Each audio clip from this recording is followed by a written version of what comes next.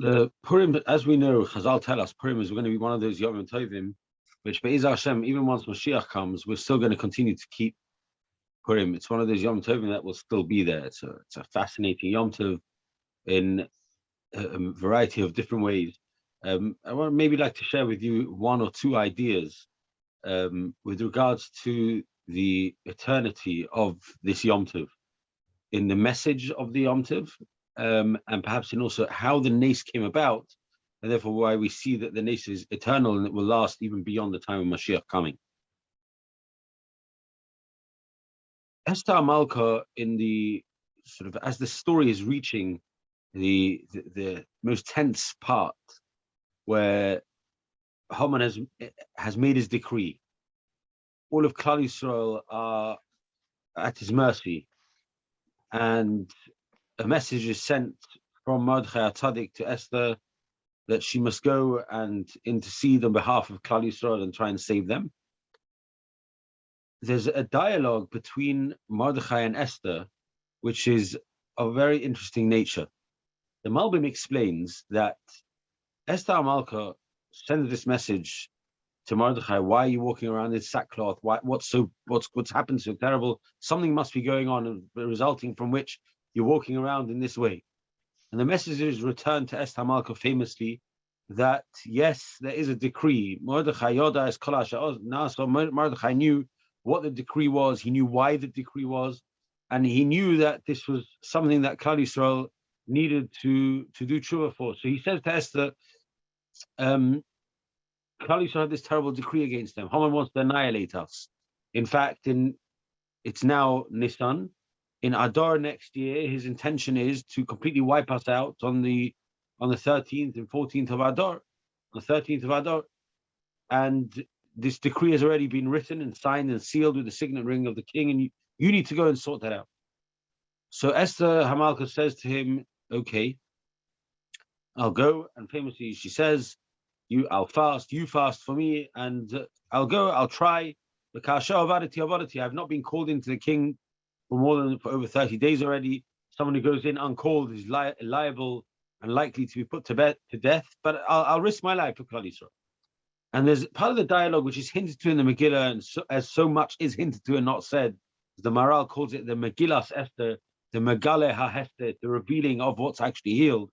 And the Malbim says that the dialogue between Esther and Mordechai went like this. Mordechai Tzaddik says to Esther, I want to tell you 3 fundamental Yesodis that every Yid must know in every circumstance, particularly when Klal Yisrael are going through a difficult period of time, particularly when Klal Yisrael has a gezerah, a decree, min hashamayim against them. I want you to know about these 3 Yesodis, these 3 vital points. The first is, Klal Yisrael will always prevail. Klal Yisrael will always be around, as David HaMelech says, Netzach Yisrael lo yeshaker. Klal Yisrael will always continue to exist. The Torah will exist, Klal Yisrael will exist, and we're there till the end of time. That's always going to be. In fact, he said, I want to tell you something that you may not know. But whenever HaKadosh Baruch Hu does something that is completely out of the norm, that defies what we call teva, it's completely out of the nature, it's something that does not make sense, then we can be certain that the Rebbeinu Shalom is doing this to Klal Yisrael in order to bring about a potential Yeshua. And what he was alluding to over here was the fact that Esther herself has been taken to become the queen of Achashverosh. It was something that was out of the norm. It didn't make sense. We'll come back to that. The second thing he said to her was that anytime the Rebbeinu Shalom makes a gezerah against Klal Yisrael, there's a designated, not just date, but a designated moment on a particular day when that sorrow is going to end, when that hardship is going to come to an end. And before the Rabbi Shalom enacts the gezerah, the decree, it's already decided at which point that's going to finish. And there's multiple different schemes that have been put into nature in order to ensure that that sorrow will come to its end. We'll explain that as well, Be'ez Hashem. And the third thing he said is, if you something is in the Bria, some things that have been created in this world, for themselves. They're there for themselves. They're there, in essence, to fulfill a tafkid on their own. There are other things that have been created as creations to service other creations. As long as they are fulfilling their responsibility, they're fulfilling the mission for which they were sent to this world, then they'll exist. As long as they're serving that which they've been put in this world to serve, they'll continue to exist. As soon as they start to no longer, or they cease to service that which they've been created to serve, then they have no right to exist anymore. And it says, I want to tell you, Esther, based on these three things, what your mission is. It doesn't make sense to me. It never has made sense to me from the day that you were taken to the palace. The Targum tells us that Esther HaMalka was 75 years old. Now, it wasn't like Achashverosh didn't have a choice of who to take. He takes someone who's 75 years old, who's not telling him where she comes from, not telling him anything about herself, and yet he still takes her to be his queen. Says Mordechai, you are my cousin Esther. You've been brought up in my home. I know what a tsanua you are. I know how you conducted yourself, and I know how you go about everything that you do. It doesn't make sense to me that you should have to suffer being taken as Achashverosh's queen. It doesn't make sense. It defies logic. It defies everything in nature. And therefore, I'm certain without a doubt that the reason that something is happening to you that's so strange is because the Rabbi Shalom has a mega plan, part of which you are going to be. And you're a huge part of this plot. Otherwise, it wouldn't make sense. And when something happens out of the norm, the more out of the norm it is, the more one can be sure that the Rabbi Shalom wants to use that as part of a particular hashgacha pratis that's going to unfold. Secondly, he says, I want you to know, we're in a tzara. Klal Yisrael are in a tzara. Haman has a gezerah against us. But we're going to prevail.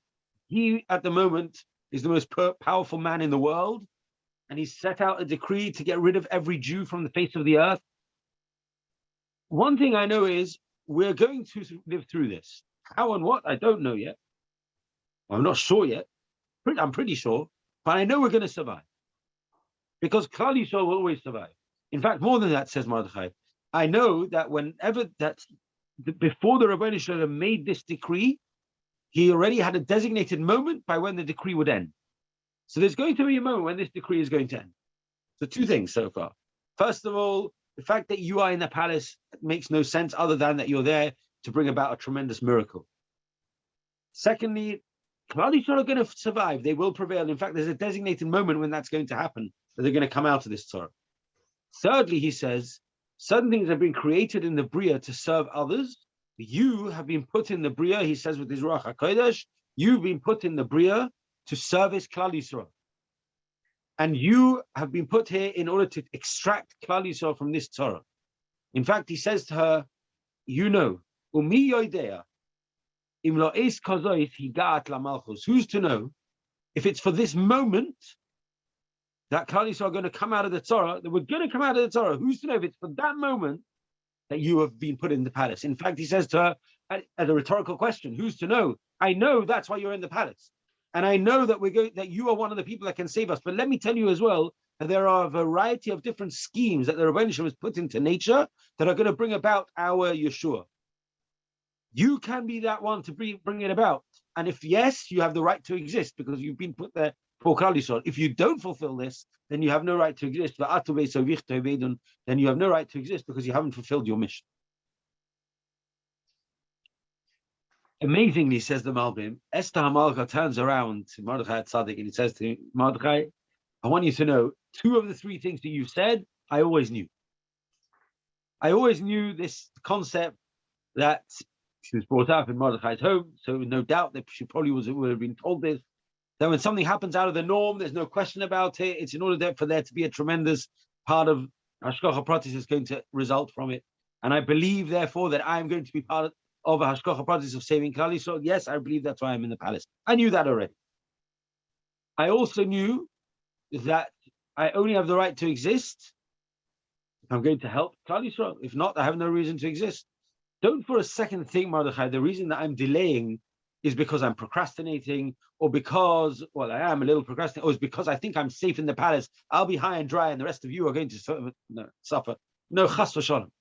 The reason I haven't acted yet, the reason why I am procrastinating, says Esther Malka, is not because I don't know that I'm here for this purpose. I know that I'm here for that. This didn't make sense to you. It doesn't make sense to me. I must be here to save Klal Yisrael. I know also that I'm here for Klal Yisrael. If I don't do my job, I have no right to exist. But one thing I didn't know.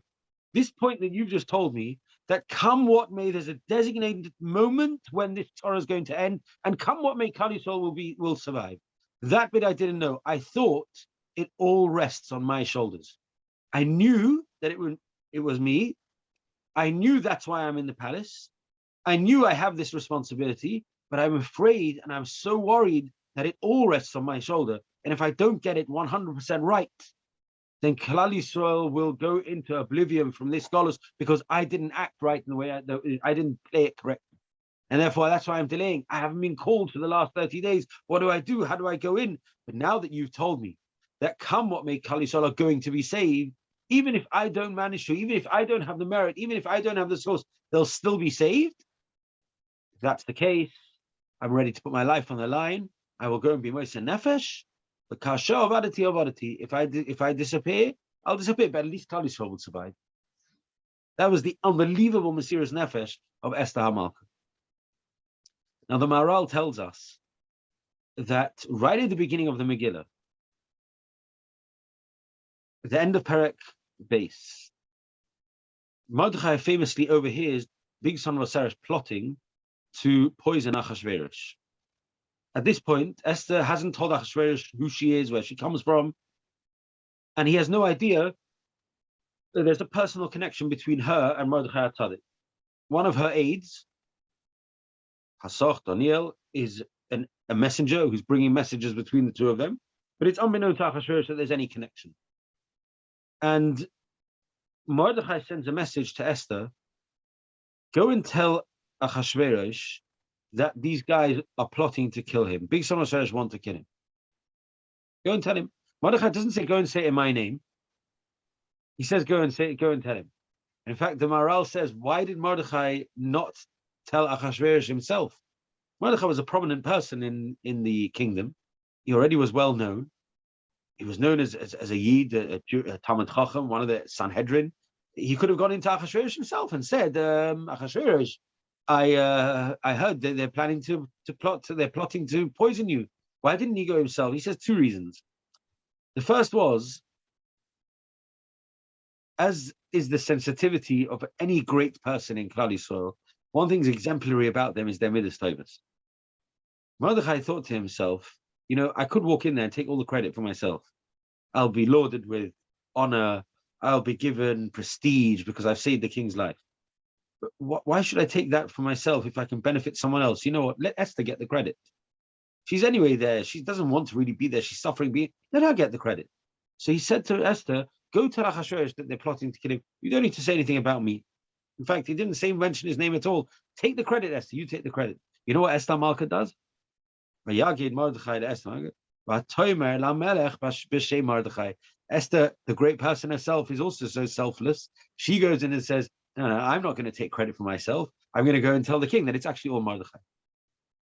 And she goes in and she says this to Mordechai, and she says to Achashverosh, Mordechai saved your life.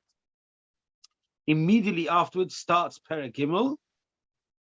Gidal Hamelech Achashverosh, Vahi Achad Dvarim Ha'eleh. And I keep on telling you, it's yours as much as mine. And I know, but you know most what goes on in London and what we don't get PPI. And whatever you want to do, I'm sure we'll be very, very happy. Because what I understood from you is, I don't know how many people you need to call down. Excuse me. Those that are coming from Manchester will certainly have to come to the dinner. I think we've got a cross line here. Yes, I don't not know how going many to just come people for a you think reception. or how many you've got. Yeah. Is everybody That muted? might make a difference. The idea is to do like this. Chuppah at 5 o'clock. Please, everybody Let mute. me write this down. Hang on, let me write this down. So, Just what we're proposing to do. Yeah, right. Yeah. Right. So right. So 5 o'clock. 5 o'clock. Okay, can you hear me now? Yeah. Please, everybody mute. you could repeat the last sentence, please. Yeah, so Esther goes in, she gives all the credit to Mordechai, she tells Achashverosh about it. Straight after that, Haman is given his prestige, and the beginning of the Gezerah against Klal Yisrael starts. Explains the Maharal that we know Chazal tell us in the Mishnah in Pirkei Avos, anyone who says over a piece of information in the name of the person they heard it from brings Geula La'olam. How do we know it? We know it from Esther Malka. Esther said to Achashverosh, I heard from Mordechai that someone's plotting to kill you. She gave credit where credit is due. Said HaKadosh Baruch Hu, I'm going to bring the Yeshua for Klal Yisrael through Esther Malka. Says the Maharal, why does the Rebbeinu Shalom want to bring Geula through someone who gives credit where credit's due? And why was it at that point that straight after Esther Malka says something in the name of someone else, she says this story to Achashverosh in the name of Mordechai, that's when the Gezerah begins. So he says two things. Before any Gezerah begins, the Rebbeinu Shalom is always makdim refuah l'makkah. He prepares the antidote before he strikes Klal Yisrael. And therefore he was preparing Esther to be the one who was going to take us out, to extract us out of this tzara before the tzara began. But Esther had to have a merit in order to be that one to take us out. As soon as she did this act, this valiant act of saying something over B'Shem Mordechai, saying over B'Shem Amroi, then the Rebbeinu Shalom says, great, you've just said something over B'Shem Amroi, you are now able to be the one who can bring the Geula to the world and save Klal Yisrael from this tzara. Now I can bring the tzara. Why is it required for someone who's going to be the main character in bringing about a Geula that they need to be the type of person who's Omed Dova B'Shem Amroi? Says the Maharal, whenever the Rebbeinu Shalom creates a tzara, it's to get Klal Yisrael closer to him. It's like the Rav Yitzchak Hutner used to say, we think that we daven to get out of a tzara.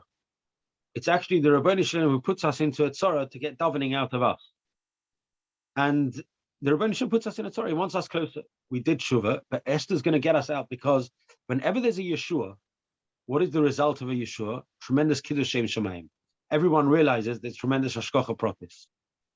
If the person who's the main character in bringing about the Yeshua starts to take credit for themselves, it defies the whole purpose of the Geula. It defies the whole purpose of the Yeshua, which is to see Yad Hashem, not to see the person who brought it about as taking all the credit for themselves.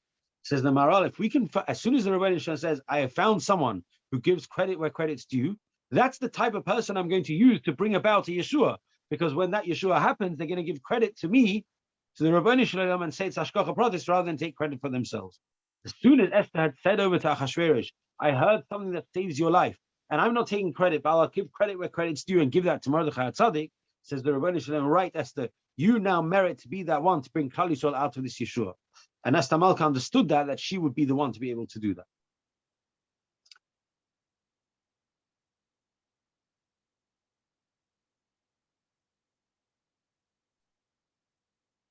Towards later on in the story of the Megillah, I think this is probably my most favorite part of the Megillah, which is explained by the Gemara and the Medrash together.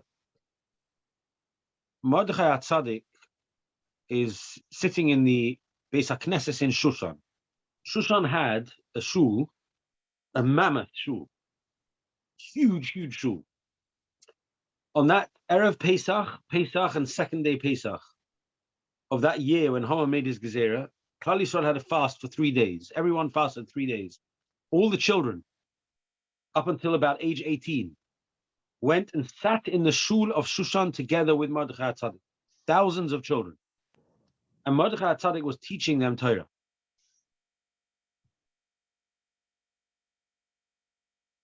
This story that happens as he's teaching them Torah, which we'll explain in a minute, is a story which helps us to understand why we say Mishenichnas Adar Marbim B'Simcha. What is the increase in Simcha in Adar about?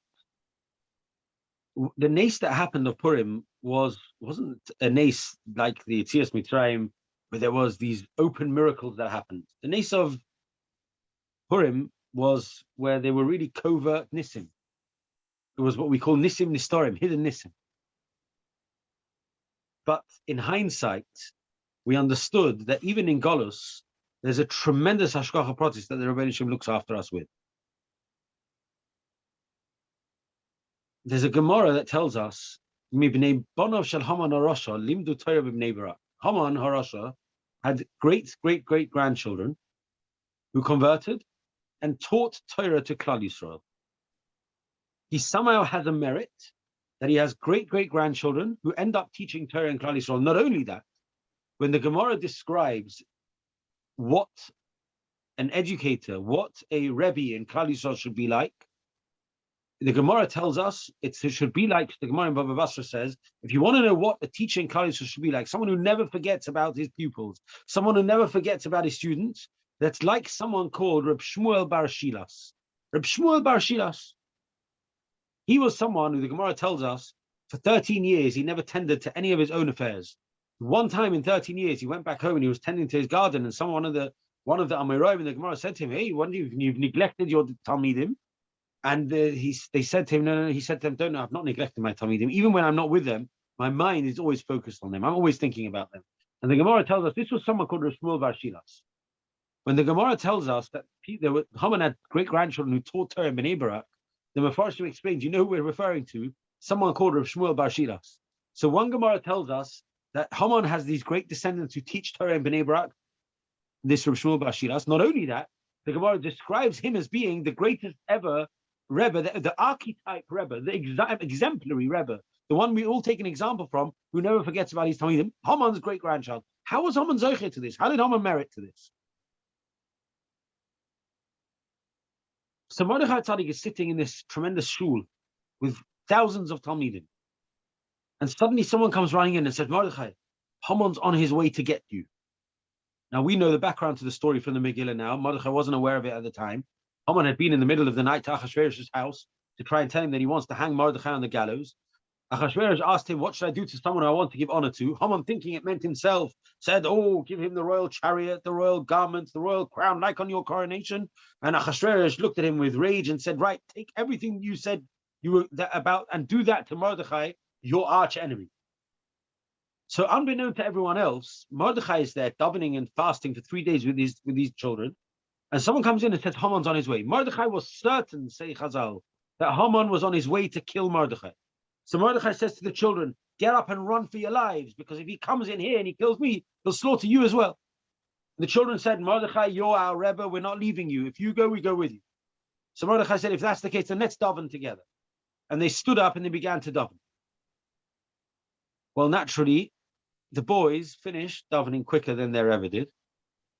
And says the Medrash, they sat down and they began to revise, they began to do chazara, to revise what they had been learning with Mordechai that morning. And you can imagine thousands of young boys sat down in this Beis HaMedrash learning and discussing what they had learned. And picture the picture for yourself. Thousands of these children sitting and learning, the hum and the roar of the noise of Torah learning inside this, the reverberating within the walls of this shul was immense. And stood at the front is still their Rebbe shokling and davening. And suddenly these huge doors of the auditorium of the Beis HaKnesset of Shushan swing open, and standing there is Haman, the most powerful man in the world. And he's greeted by this huge wall of Torah learning. And he walks over to a group of these little boys and he says to them, "What exactly are you guys doing? What are you doing here?" So they said, "Well, we've been here for 3 days. We're fasting because of the decree that you've made against us." He says, "But what are you all doing now? Your Rebbe's at the front there and he's davening, he's praying. What are you all doing?" So, we're revising what he taught us this morning. What did he teach you this morning? He taught us about a korban, a sacrifice that we used to bring in our Beis HaMikdash, and that we're praying, we're learning about it today, because had we had a Beis HaMikdash today, we would have brought it today. And b'meheira v'yameinu, speedily in our days, we're going to have a Beis HaMikdash and we're going to bring this korban there. What's this korban? He said it's called the korban ha'omer. Sfiras ha'omer starts from the day when we bring the korban ha'omer. It's the korban ha'omer. So he says, and what is it? And they describe to him what Mordechai taught him on that day. And for a moment, he says, "You know something? Your Omer has outweighed the 10,000 talents, golden talents that I gave to Achashverosh in order to try and annihilate you." Says the Medrash, Haman had a moment of realization of truth where he said, if Klal Yisrael are facing oblivion, they know I can do to them what I want. Yet what are they doing? They're investing in the next generation. They're teaching them about a carbon that they believe with every single fiber of their being that they're going to still bring in a Beis Hamikdash. And that's what they're teaching their children. They're investing in the next generation to tell them about their future, that they're going to exist, then they're going to exist. He had that moment and he walked over to Mordechai and he said, let me take you. And he went and he paraded him around the city. So the Mefarshim explained, because of that one moment of realization, where Haman realized it's the Rabbi Shalom who's in control. What did he realize it from? He realized it from seeing the investment of Klal Yisrael in teaching their next generation, in looking to the future of Klal Yisrael, knowing we're always going to exist, knowing the Rabbi Shalom only brings a Torah in order to bring a Yeshua, in order for us to get closer to him, and that is something that is inculcated within every one of us and felt by every single one of us. Then he says, you know what? We're going to prevail. They're going to prevail. Say the Mefarshim, from that one moment of realization of MS, Haman merited to have a great, great, great grandchild who ended up being the archetype Rebbe, the exemplary Rebbe in Klal Yisrael, who teaches us how to teach children. And that was a man called, an Amora called Rav Shmuel Bar Shilas. It's no wonder then, it's actually quite fascinating, that these famous words of Mishanichnas Ador Marbim B'Simcha, who coined that phrase, the son of Rav Shmuel Bar Shilas. The Gemara says, Omar Rabbi Yehuda, Bereider of Shmuel Bar Shilas. You think about this son, he looks up and he says, you know what, I've got a father who, we're descendants of Haman. Yet we have had this chus to become part of Klal Yisrael. Not only that, my father ends up being the greatest teacher in Klal Yisrael, that for all time memoriam, he's going to be known as being the teacher of Klal Yisrael, the Rebbe in Klal Yisrael. Is that not an unbelievable hashgacha pratis? Does that not show us that the Rebbeinu Shalom is completely in control and has the plan there right from the beginning till the end? And there's a masterful plan that's just being woven as the tapestry of history that we're just part of. Yet, yes, I understand that's hashgacha pratis, he says. And if that's the case, he says, then I can appreciate and understand that I can say, Mishanichnas Ador, when this month of Ador comes about, Marbim B'Simcha, I increase in Simcha, because the greatest Simcha a person can have is to know the Rabbi Shalom is looking after me. The Rabbi Shalom is guiding me. The Rabbi Shalom is directing me. And he's paving the path upon which I walk. When we come to the month of Ador, we're reminded about that. We're reminded that if the Rabbi Shalom brings a Torah for Klal Yisrael, then the Rabbi Shalom is bringing that Torah because he wants us closer. Not because he wants the Torah, he wants the Yeshua. He wants to bring about tremendous hashgacha pratis. And in fact, says the Maharal, if I've been told something by someone else, let's go back to what we started with. If I've been told something by someone else, and I am Omer Dovar B'Shem Omrei, I say it over in their name. So someone told me a great line, a great joke, a great piece of Torah, a great piece of information. At the moment, the thing that they've told me, the matter that they've told me, the words they've told me, the information they've told me is closeted inside me. I could reveal that. I could be megale that to other people. I could be megale it as if it's my own. But then I've not revealed the truth about that information and the essence of where it emanated from and where it originated. If I am megale those words properly, if I am Omer Dovar B'Shem Omrei, if I reveal the real essence of what those words are and where they come from, then I've revealed something that was hidden. Says the Rabbi Shalom, you know what? You can also reveal me that's hidden within a tzara to Klal Yisrael. If there's a tzara in Klal Yisrael, that means there's a hest upon him. HaKadosh Baruch Hu is hidden away. I want someone who as a schar, as midah keneged midah. You revealed something that was hidden. At the moment, it was information that you had that was concealed, that no one knew about, that didn't know where it originated. You've revealed that. So you've so to speak, given geula to a piece of information. In return from that, you can also give geula to Klal Yisrael, partnered with the fact that that person who's Omer Dovar B'Shem Omrei is also someone who realizes that give credit where credit's due. You know, we're coming closer to the Yom Tov of Purim. The Yom Tov of Purim wasn't an overt nace. It was only as Klal Yisrael, as Mordechai and Esther looked back at 11 years of history, from the 3rd year of the reign of Achashverosh till the 14th year. That's the sum total of years through which the Purim story happened. there were a set of events that took place that seemed to be disconnected and randomly taking place at different periods of time.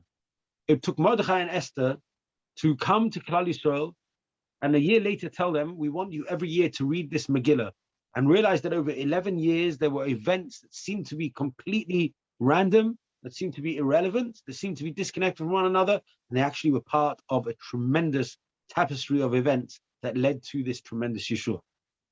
And everything was connected, and there was Hashgacha Pratis the whole way through. That's something that will last with us throughout history and beyond, to know that the Rabbi Shalom is there in every single part of every single detail of everything that we do as Klal Yisrael, not just as a nation, but individually as well. And therefore, this is a Yom Tov that is a Yom Tov that's eternal. It's something that tells us not just about Nisim Geluyim, an amazing nace that took place. There'll be amazing Nisim, but Hashem, that are going to take place when the Korov Mamish was Zocher to Mashiach Tzidkenu. But there's also Nisim that are happening the whole time that we need to be Megale es HaNes. We need to be Megale es HaHester. We need to reveal that there's Nisim happening every single day. There's Nisim happening the whole time. And that looking deeper, looking to understand more, looking to find HaKadosh Baruch Hu in every single detail prevails longer and longer and far longer than the Nes Golui, because the Nes Golui is a one-time event. Nisim Nistorim are happening constantly. And therefore it's a Yom Tov that will go beyond the Geula HaSida, and we'll always keep this Yom Tov. Klal Yisrael find themselves in Golus as we do now, and as they did in the time of Achashverosh. Came along Haman and he imposed a gezerah within the Golus they already were in. And therefore it made the Golus even harder. We're also in a Golus, and different members of Klal Yisrael throughout our Golus have suffered themselves, which has made the Golus and compounded the Golus more. It's there for us to realize that we can be Megale es HaHester. V'hanoichi haster astir panai. The Rebbe Shem says, I can doubly conceal myself as I did in the times of Esther. They were under Achashverosh's rule, and then Haman imposed himself as well on them. And they came out from that. We are waiting for the tremendous Geula. We're waiting for the big Geula, for Mashiach Tzidkenu to come. But in the meantime, as he hasn't come throughout the years and generations that have preceded us and the ones that we live in, we've also been davening for, if Mashiach's not going to come, then please lighten our Golus. Give us Yeshuas in our Golus that we're in now as well. That it shouldn't be a Hester b'soich a Hester. A Hester is enough. Being in Golus is enough. We don't need other. And the Rabbi Shalom puts different members of Klal Yisrael in different parts of the world through different sorrows that he's done throughout the generations, so that the rest of us can daven for them, can help them. We've got that going on right now with us in the world that we're living in, where we know that the world is going through, in the last few years, has gone through a tremendous upheaval. We've all become fully aware of how HaKadosh Baruch Hu can change the workings of the world in moments, and can paralyze the world if he wants to, and can make the world run and function exactly as he wants. And the world is at the moment, over the last 13 days, been watching a war in the east of Europe and wondering where it's going to lead. HaKadosh Baruch Hu is running it. There are many of Achinu B'nai Yisrael who are involved. There are many of Achinu B'nai Yisrael who are suffering, and many of whom I have personal connection with, having spent many summers since the year 2007 running summer camps in Ukraine. And so I'm in touch daily, hourly with people in Ukraine who are running for their lives, helping others save their lives. Some who have crossed the border, some who haven't yet, some who are still in there, some who are still doing covert missions to save other Yidden in Klal Yisrael. This is what we are. We are Klal Yisrael. We want to run in Rabbi Shalom. We're going to look for you in every circumstance. We're going to find you in every circumstance. We're going to be Megale es HaHester in our own personal lives and in the national life of Klal Yisrael, so that the Rabbi Shalom should say to us, you've been Megale, the Hester, I want to be Megale myself to you. But Be'ez Hashem, we should all be Zoicha that this Yom Tov should come. It should be a Yom Tov where we see the Gilui HaHester, where we see HaKadosh Baruch Hu's Gilui, we see HaKadosh Baruch Hu reveal himself, we appreciate HaKadosh Baruch Hu's Hashgacha Pratis in everything that we do. There's a tremendous scholar for anyone who can to say that on Tanis Esther, to say that Perek Chaf Beis, chapter 22 in Tehillim. It's the chapter that Esther HaMalka said just before she went in to ask Achashverosh to come to the Mishta, to come to the feast that she was making for Haman and him and her, in order to bring about this Yeshua. She said, Kaili, Kaili, Lama Azavtani. Rabbi Shalom, it seems that you've forsaken me. I'm asking you, please, I'm coming on behalf of Klal Yisrael. And that whole capital, it says that person who says that from Tanis Esther with the Kavanah, that the Rabbi Shalom should answer his or her tefillas in the schus of Esther Malka and Mordechai Tzaddik. The Kadosh Baruch Hu listens to those tefillas and they have tremendous power. Let's utilize these days that we have. We should, Be'ez Hashem, all be b'simcha. All of Klal Yisrael should be b'simcha. We should all be zoichet to Yeshua. We should all be zoichet to Geula, and we should be zoichet to be megale et ha-hester. There should be no more hester upon him, but rather we should be zoichet to Geula, Yeshua, bracha for every single one of us personally and nationally for all of Klal Yisrael.